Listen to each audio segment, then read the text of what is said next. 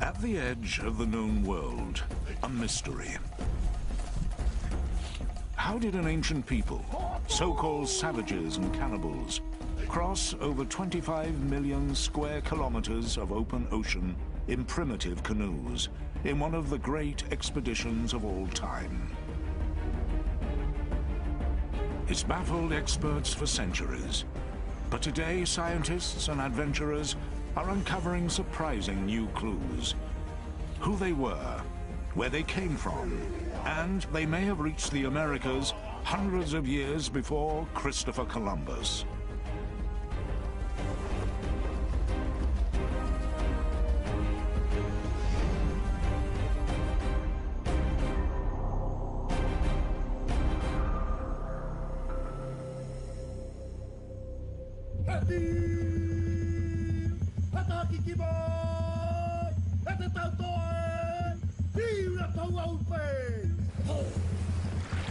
A race of explorers. They conquered the Pacific long before the Europeans. Then, all traces of them and their homeland seemed to disappear. Until now.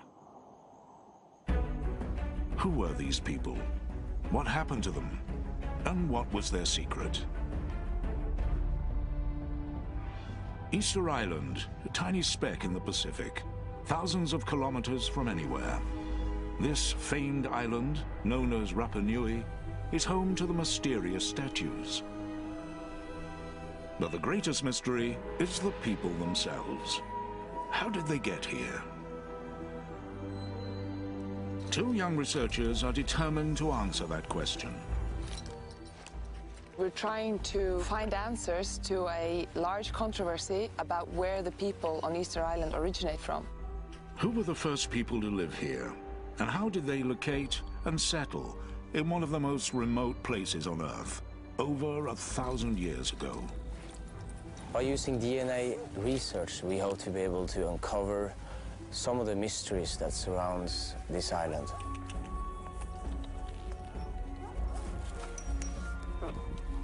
We're looking for the oldest people on the island and the most, what they say here, puro, somebody who has a genealogy that is Rapa Nui for many generations back on both sides, mother and father. Taking genetic samples from the elders, they hope to find proof of their origins. Su sangre está muy fuerte. Sí, qué bueno. What we did now is take DNA from a woman whose last name indicates that she has a very interesting family tree. So it's important for us to be able to trace this. El padre de tu padre. Se llama Matías. But it will take weeks for them to collect and test all the DNA samples. But right away, they're fascinated by what they hear from the elders. They say their forefathers came from a lost island continent known as Hiva, somewhere in the Pacific. Nuestra historia dicen de que cuando el continente Hiva se hundió una explosión, desaparecieron y toda la gente emigraron. Stella and Eureka are determined to uncover the truth about those adventurers and their lost continent of Hiva. Together with a group of scientists, they intend to follow the trail back to see where it leads. It's so fascinating to be here on the hunt. Right down here. The elders say that this corner of the island is the starting point, where the first inhabitants arrived, led by a ruler called Hotu Matua. We are standing on the beach where legend says that the very first king, Hotu Matua, arrived on the island. And Hotu Matua, he originated from the lost continent, Hiva.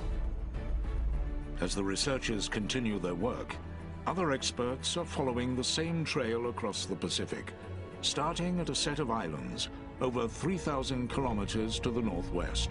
A remote chain known as the Marquesas, part of the vast territory of Polynesia.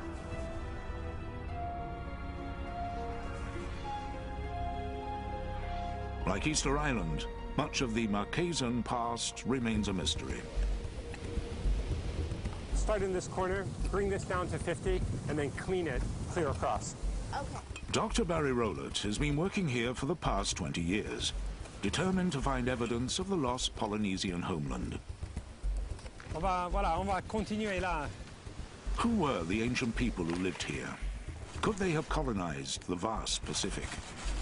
We're digging through the top deposit in order to get down to the richer cultural deposit, which has all of the artifacts left by the people who once lived here. He and his team are excavating a remarkable coastal site, one of the oldest in East Polynesia, finding clues that date back over 1,000 years. Something made out of iron. Clues that just may shed light on the Easter Islanders and the Polynesian shrouded past. Hey, Hio, c'est quoi ça? Roller believes that the ancient clan that lived here did colonize the vast Pacific. This is really nice. Middle to late 19th century. And evidence like this bone ornament is helping him make the case. This one's going in the museum. But his theory goes against everything experts believed for years. The first reports from European travelers in the 1700s spoke of lush green islands with a dark side. A land of tattooed cannibals, primitives who carried the skulls of their enemies as trophies.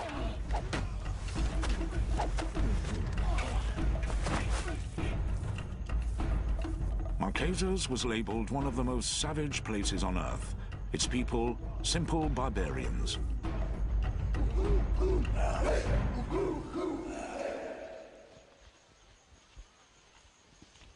We're going to go down here and across the river. The most controversial element of ancient Marquesan life took place deep in the jungle. Religious ceremonies, notorious for human sacrifice. When a priest called for a human victim, then the people would go to a neighboring valley and just grab whoever they could.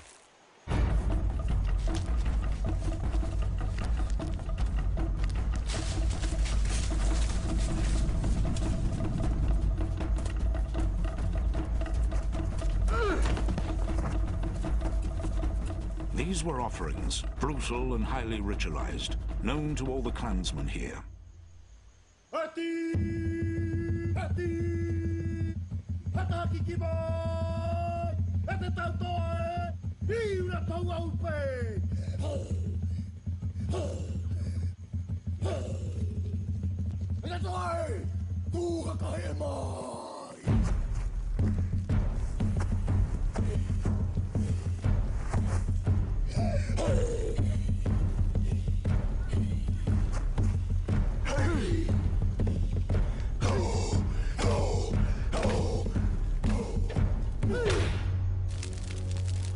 The meat of the victim is consumed by the chiefs and the priests, not as food, but as a kind of ancient communion.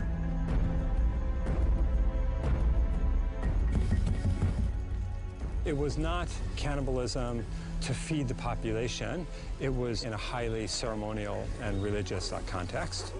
It's no wonder early explorers saw the Marquesans as savages. They had almost no written language, no history, and by that time they were isolated, barely traveling at all. But Dr. Rowlett is finding clues that the Marquesans' ancestors were more sophisticated, more civilized than anyone imagined. We're going to cross the river here. Centuries of thick jungle growth hide the secrets of that civilization. Joseph, on va débrousser un peu?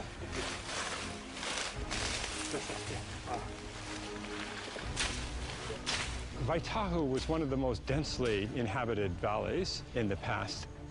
There's evidence of an intricate society with a complex social order of priests and chiefs. So here we have the residence of one of the chiefs. This is the retaining wall of the chief's platform. Look at the size of the boulders in the base of the wall. I'm 6 foot. This wall must be a good 8 feet tall. It's one of those cases where size really does matter, because the size of the stone and the size of the walls was a reflection of the status of the person living here. The most powerful chiefs command the construction of massive stone platforms known as pai, foundations for housing and public ceremonies, all part of an elaborate, well-ordered communal structure.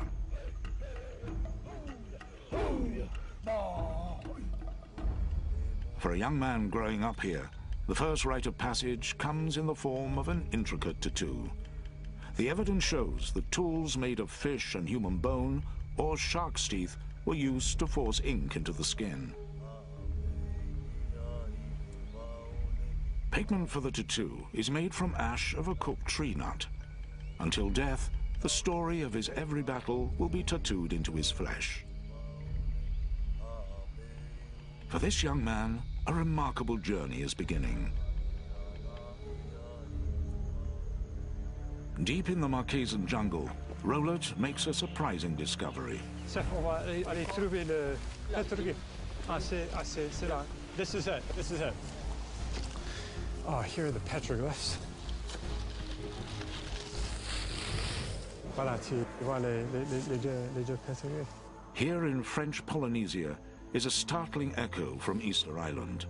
Petroglyphs and large tikis, like the great statues there. This is one of the few petroglyph sites that we know of in the valley. Tikis and petroglyphs are images that represented deified ancestors. The head was the most sacred part of the body. So what you see here is just the representation of the eyes of the tiki. These petroglyphs are really interesting because they're so similar to the ones that we find on Easter Island.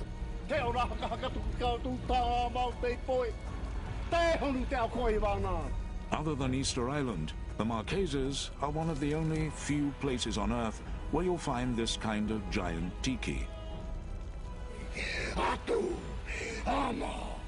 It's an intriguing link, the first hint of a Polynesian homeland, but the hunt for proof is just the beginning. Battle of the Pacific sponsors History Defined on National Geographic Channel. On an isolated string of islands in the Pacific, Dr. Barry Rowlett and his team are trying to find evidence to support a controversial theory. We're going to bring all the squares down to 75. For centuries, scientists believed that ancient Polynesians were too primitive to navigate the vast Pacific and colonize other islands.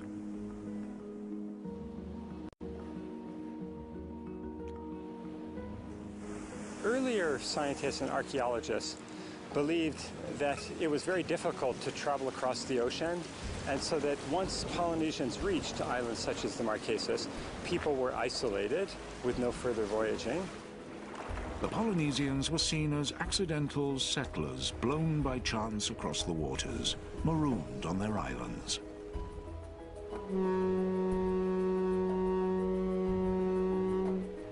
But Rowlett believes they were much more sophisticated.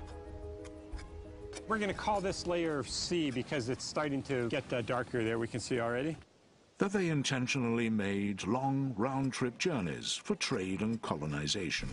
We're looking for archaeological evidence of inter-island voyaging and exchange. It's a fascinating theory, but he needs physical evidence to prove it. Let's see what you got. What do you think about this? This is unusual. It's a marine animal. So far, he hasn't found anything definitive. Only certain artifacts are useful as a window into the past, and Rowlett doesn't have what he needs. Until... Jackpot? Yeah. What do you have? Fish hook. Oh, beautiful. Wow, jackpot. This is a pearl shell fish hook. Try to clean it off. It's unusual that we find an unbroken fish hook like this in the excavation. So I'm just recording the location of that fish hook we found. The fish hook is made of pearl shell, and that's their first major clue. It's quite rare because it grows best in lagoons, and there are no lagoons in the Marquesas. This fish hook must have come from somewhere else. But the closest island with lagoons harboring this kind of pearl shell is over 1,000 kilometers away, in the Tuamotu island chain. How could shells from that far away have made it here? We think it's quite possible that the larger pieces of pearl shell that we find here in the site actually are coming from the two motus and may have been exchanged between archipelagos. It's a good start, but he can't prove the inter-island trade. And with the ancient vessels long gone, evidence is hard to come by. Because the wooden canoes that Polynesians used are not preserved in the archaeological record, then we have to look for other evidence if we want to study inter-island exchange and voyaging. As the dig continues, another find takes them one step closer. A kind of ancient blade, a cutting tool known as an adze. It was the most important tool in ancient Polynesia. We're especially interested in the stone adzes. This is an incredible one. Adzes were the basic woodworking tools for Polynesians. It's unusual to find one that is so large. This weighs at least 10 pounds. Rowlett has been finding something unexpected about these adzes. We found that in the deepest deposits of this site, more than half of the adzes are made of stone that was brought to Tahawata. The stone used to make these tools does not exist on this island. Like the fishhook, it must have come from somewhere else. And in this case, they have an idea where. If they can prove it, it'll be solid evidence of long-distance trade voyages. Rowlett has enlisted volcanologist Dr. John Sinton to join his search. Our goal was to try to find the actual quarry where the rocks were being produced. Others before them have attempted to locate the quarry, but failed. Rowlett and Sinton charter a helicopter for the distant island of Ao. Remote, uninhabited, Ao is hundreds of kilometers from Rowlett's dig site. But they believe the stone found here might be a match for their adzes. On a bright morning, the helicopter pilot drops them off on the distant island. We jumped out of the helicopter. He took off and told us he would be back in 5 days. Rowlett and Sinton head deep into the wild tangled forest of Ao. They have food and water for just 5 days. Ao is known as an island of ill fortune, inhabited by the spirits of the ancient people.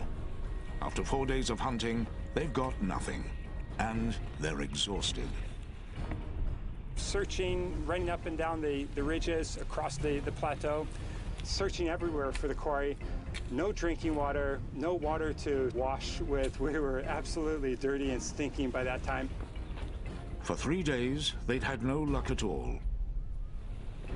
The day before we were supposed to be picked up by the helicopter, we were bushwhacking across a small ravine, and that's where we found the workshops for chipping the adzes. This may be the breakthrough they've been looking for, the stone source for the ancient tools. When we started to dig through the piles of flake, we realized there was nothing but stone debitage from hundreds of years of chipping away to manufacture these adzes. They look like the right kind of stone fragments, but they have to prove it's a match. Rowlett and Sinton take samples back to the lab to test their theory. This rock comes from the island of Ao in the Marquesas. We recognize this rock as what archaeologists call core, that is the primary source rock from which adzes could be fabricated. Dr. Sinton compares the source rock brought back from Ao with Rowlett's adzes. He needs to heat the rock into a molten form to analyze its chemical composition. Chemical composition is like the fingerprint of the sample. When people find artifacts elsewhere in the world, if they have this identical chemical composition, most likely the sample really did come from Ao. The liquefied rock is pressed into glass discs that will allow Sinton to analyze their chemistry. The results of the study are striking. The raw material at the quarry is identical in chemistry to these artifacts that are found all over the island. These two are, in fact, an exact match. It's a solid link between two distant islands. We found the quarry. They had established a major adze manufacturing complex on Ao, and were exporting the adzes to Tahiti, the Tuamotus, and Mangareva. With the same Ao adzes turning up from the Marquesas to Tahiti, is evidence of a regular trade route covering hundreds of thousands of kilometers, much further than anyone imagined. This discovery from Dr. Rowlett and his colleagues is transforming the study of ancient Polynesia. This was a revelation because it started to show that there were voyaging spheres that linked the Marquesas and other islands in central Polynesia, what we refer to now as this East Polynesian homeland. The adzes are hard evidence of two-way, intentional long-distance voyaging. This is a radically different idea or view of Polynesian societies, because instead of looking at them as being isolated, we now see a lot of interaction and communication. Dr. Rowlett's dramatic discoveries suggest prehistoric Polynesian societies were more sophisticated than earlier experts thought. Now, the crucial question is, did they travel all the way to Easter Island? And what truth lies behind the story of Hotu Matua and the lost continent of Hiva?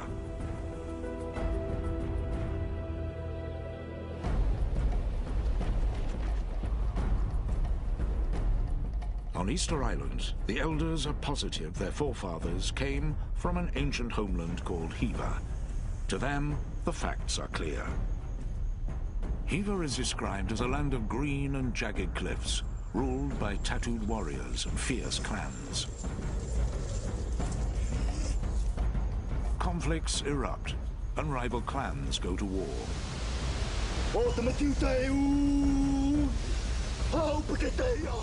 Chief Hotu Matua prepares his men for battle. They are fighting for control of the island, fighting for a homeland.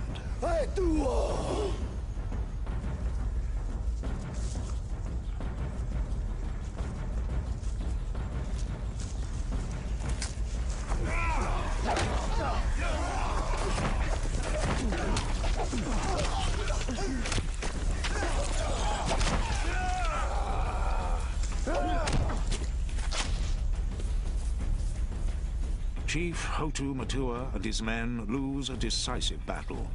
Defeated, they must flee.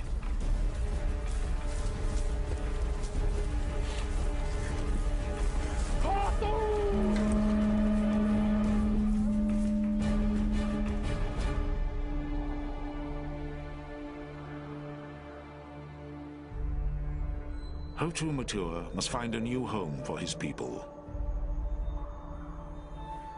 The high priest dreams of a faraway island to the east, in the direction of the rising sun.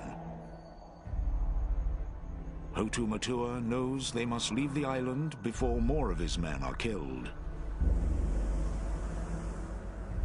He commands scouts to search for the island in the priest's dream.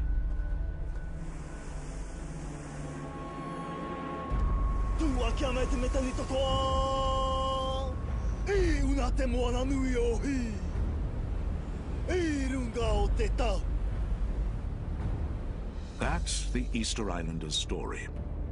But could ancient Polynesians from the Marquesas region have traveled so far? Thousands of kilometers across the ocean. Did they even have the right vessels? That's the huge question boat restoration expert Bono Louis is wrestling with. On a conçu cette pirogue-là, on a fait des recherches. C'est une pirogue de guerre.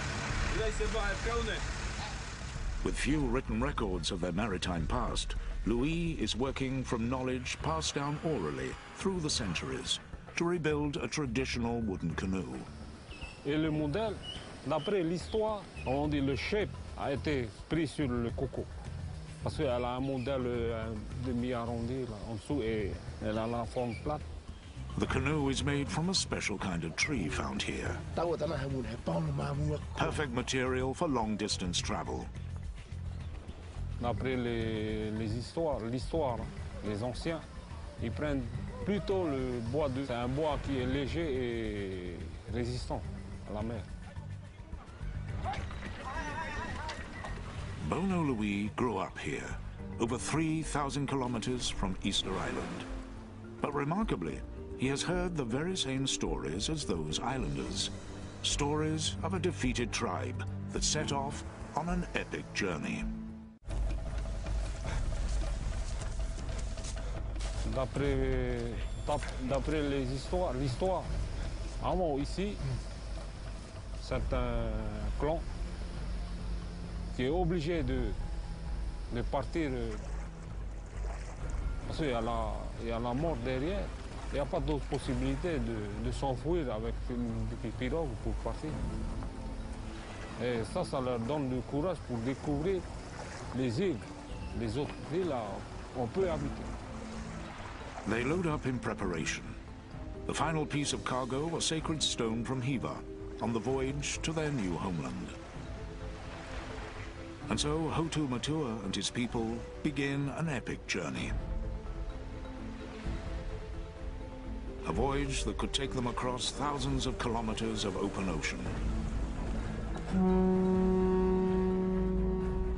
They will battle stormy weather, rough seas, and blazing hot sun as they venture into the unknown.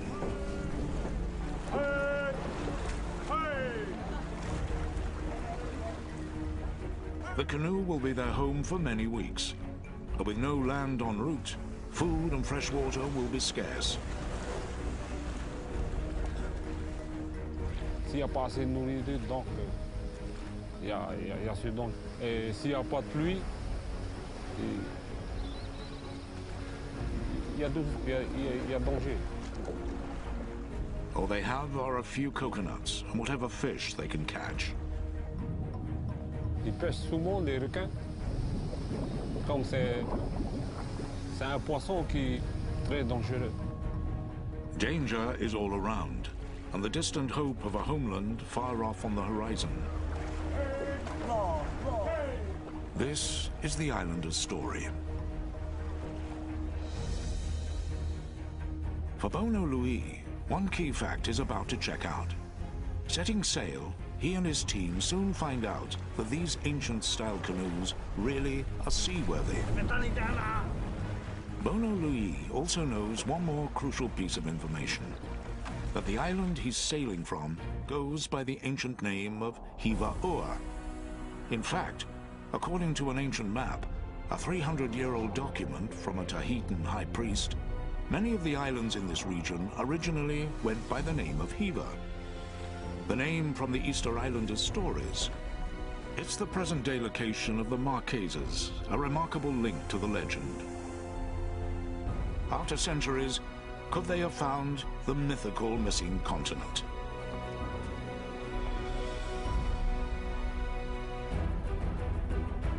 It's clear that the ancient Polynesians sailed the South Seas, but the Pacific Ocean covers 1/3 of the Earth's surface. Could they really have undertaken long-distance journeys, like the amazing voyage to Easter Island? Many historians and scientists assumed that Polynesians crossed the ocean largely by accident, being blown off course.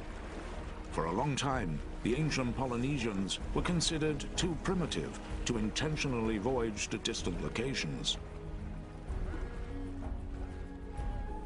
But one clue shows that they may well have. It's a kind of ocean map known as a stick chart. Thin pieces of coconut fronds are tied together to represent ocean currents. Small shells attached to the frame show the location of land. It's a chart of islands visited, all part of the evidence that led Barry Rowlett to believe the ancient Polynesians traveled far across the Pacific, with a plan to colonize the islands they found. Our new theory is that the discovery and settlement of Polynesia was a systematic and intentional process and not at all accidental. Previously, experts believed this long-distance voyage across the Pacific would have been impossible for two main reasons. Firstly, the wind. A trip to Easter Island would have taken them towards the rising sun, from west to east. But across the Pacific, the winds in the tropics blow in the opposite direction, from east to west, along the equator. These are the trade winds, and many thought they'd make a trip east impossible. But Rowlett has noticed something in these islands. At certain times of year, these winds actually shift. Today is an unusual day. Normally the wind comes from the mountains. Today the wind is blowing from the ocean, from the west. Some of the earlier researchers just looked at the prevailing winds and they didn't take into account the seasonal changes.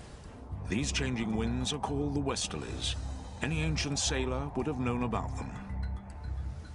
The westerly winds then will come and go. Polynesians would wait for them to come in order to sail to some place that would otherwise be difficult to get to. This would allow a canoe, like Hotu Matua's, to sail east with the wind at their backs. But there was still a second major obstacle: navigation. How did they pinpoint land in an immense ocean without a compass or any other tool? Nainoa Thompson and the Polynesian Voyaging Society are working to find answers. I really believe navigation, it's at the core of who we are as people. Here it comes. They intend to prove their ancestors were able to sail on epic two-way journeys across the Pacific. Open the main. Nice and easy, nice and easy. And that they have the navigation skills to do it. Let's turn it. Come on. Thompson is a master navigator. And then we're going to start to uni the canoe that way. He trained with one of the few people on Earth who knew the secrets of how the ancients once steered by the stars. Micronesian navigator Mau Pialu learned this craft through oral traditions, passed down from generation to generation, over 3,000 years. Everything you see on this canoe that we do today, fundamentally, it all came from Mau. How did the ancients find their way across the vast Pacific? And in a culture with no writing, how are routes and directions passed on?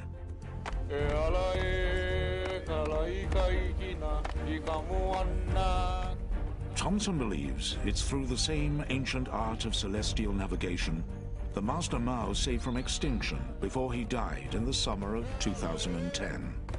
When Mau passed away, all of a sudden he cannot come back on this deck anymore. Master Mau's death left Nainoa Thompson as one of the last navigators on Earth to pass down this knowledge. So when we come here and start talking about navigation, it's not some trivial academic intellectual exercise. We're setting the course.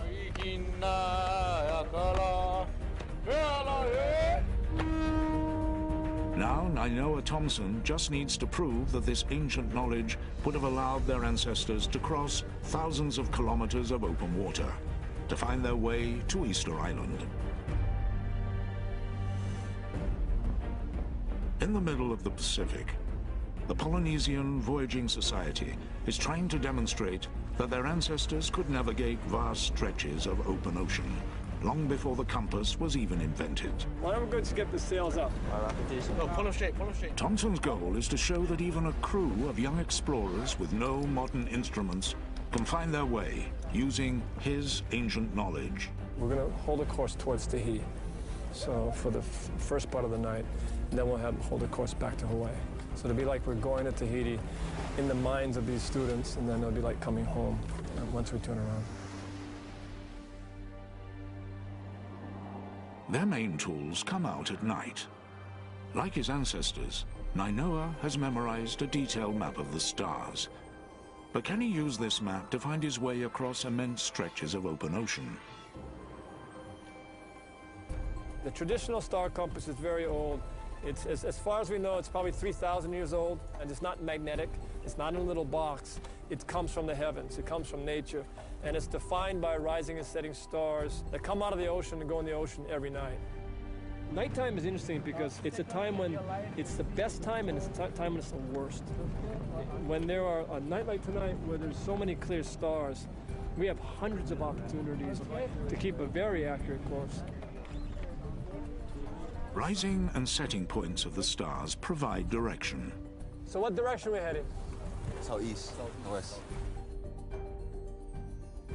The night sky is like a dome that encloses the Earth in space. The dome revolves around the Earth on its axis. The canoe is at the center of the dome, fixed, with the world and the stars shifting in front of them. A perspective that would inspire the inventors of today's GPS. We use about 220 stars by name. So basically, 220 stars positioned in rise in the east and 220 in the west. But several hours into the night, Thomson is concerned. They've gone off course.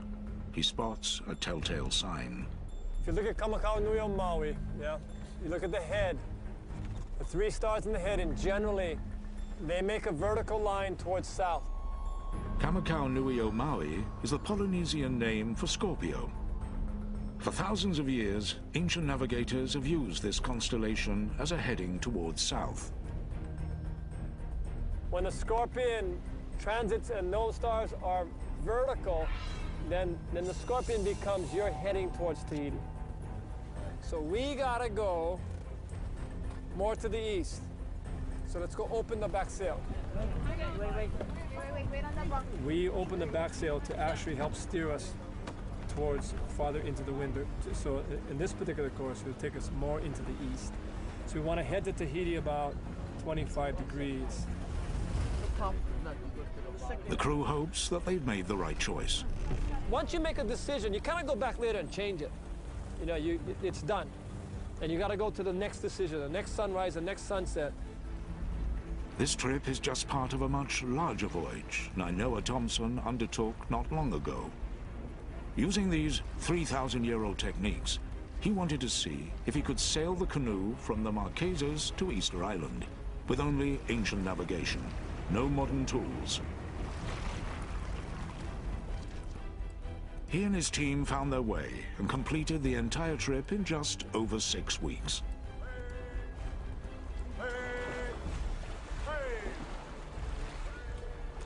Thomson's journey was the evidence researchers had been looking for. The proof that Hotu Matua could well have traveled from Hiva to Easter Island. That his journey may well have been much more than just a legend. I cannot honestly say that Hotu Matua was with us the whole way. He was navigating us the whole way.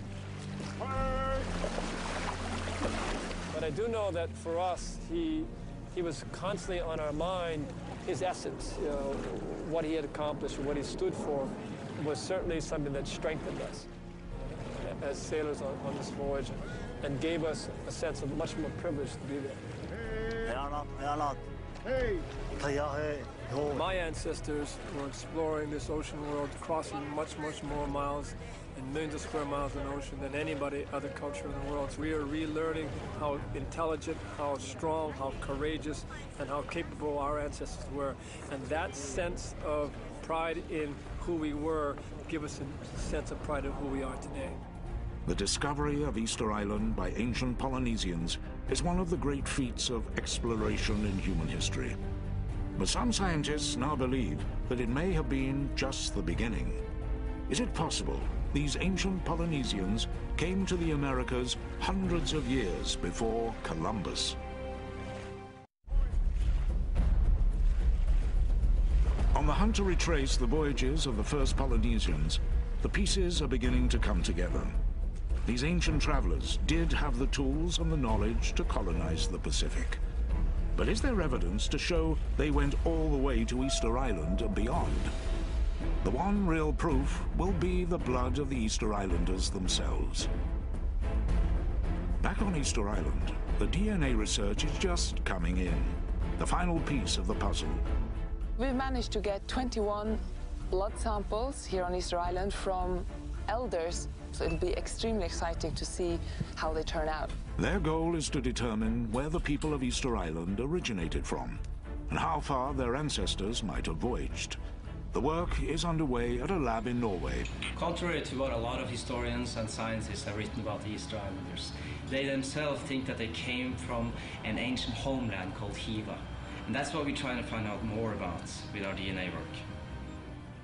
When the results come back, Sturla is thrilled. Our work actually can confirm that the ancient Polynesians came from a Central East Polynesian homeland. This is the proof they've been looking for. The Easter Islanders did come from Polynesia. Hotu Matua, or one of his countrymen, did make the long voyage across the ocean. It's what many have suspected, but it's never been proved until now. The genetic results have one extra surprise. All the samples that we tested, two were really interesting and surprising to us. These two have some South American DNA deep inside their genetic history. And that may point to even further voyages. The DNA results suggest that Polynesians traveled to South America hundreds of years before Christopher Columbus. It's an amazing theory that Polynesians beat Columbus to the New World by centuries. Hey! Hey! But can science prove it? Back on the Marquesas, Barry Rowlett has stumbled on one surprising bit of evidence: the humble sweet potato. The sweet potato gives clues to understanding the extent of Polynesian voyaging. Today, it's found all over Polynesia, but it's not a native plant. It's native only to South America, and so it had to have been introduced to Polynesia. So how did it get there? Unlike the coconut, which can float on the ocean and survive many months at sea and then start growing if it lands on a deserted island, the sweet potato would just sink and die if it falls into the ocean. And so for it to get from South America to Polynesia, someone had to bring it here. Carbonized sweet potatoes found in Polynesia have been dated back as far as 1000 AD. Scientists believed that it may have been the South Americans themselves who introduced the sweet potato to Polynesia. But now Rowlett's discoveries and the expeditions of the Polynesian Voyaging Society reveal that it was the Polynesians who had the knowledge, tools, and skill for long-distance round-trip voyaging. That has changed everything. Now, we believe that it was the Polynesians who reached South America and then came back with the sweet potato. Polynesians traded and made contact with islands all the way from the South Seas to South America. They were the great explorers of their age. And the place they set out from was in fact a central homeland, what the Easter Islanders called Hiva. But this homeland is not quite what people had envisaged. Hiva did exist. It's just that the earlier scientists were looking for it in the wrong form. We believe that this was the homeland from which people left to settle Easter Island, Hawaii, and New Zealand. Easter Island, Hawaii, and New Zealand form 3 points of the Polynesian Triangle. At over 25 million square kilometers, it's the largest cultural territory in the world. Europeans and Americans who have grown up on continents tend to think of the land as their home, but Polynesians see the sea as their home. Their view of the world is this enormous ocean or territory with islands throughout. Rowlett believes that Hiva was the central homeland from where ancient Polynesians created a water continent. Metaphorically speaking, Hiva may not have been a continent per se, but instead a group of islands that were connected by long-distance voyaging. At over 25 million square kilometers, the Polynesian Triangle will be the third largest continent on the planet, but it will be doomed to disappear in later years when they stopped long-distance voyaging. The disappearance of the continent, or the sinking of the continent, then was simply the breakdown in the interaction sphere that led to the isolation of these islands. For Rowlett, all the facts add up. This is incredible when we consider that Polynesians were crossing oceans, crossing the Pacific Ocean, the largest ocean in the world, centuries before Christopher Columbus. So the Easter Islanders' claims do make sense. Their forefathers were some of the great navigators on the most remarkable human journeys of their age, as they charted a course across an island world to colonize vast stretches of the Pacific. Polynesia is an ocean world. It's an ocean land. And from that perspective, this ocean is not what divides us on the Earth, it's what connects us. This ocean is the highway of our ancestors.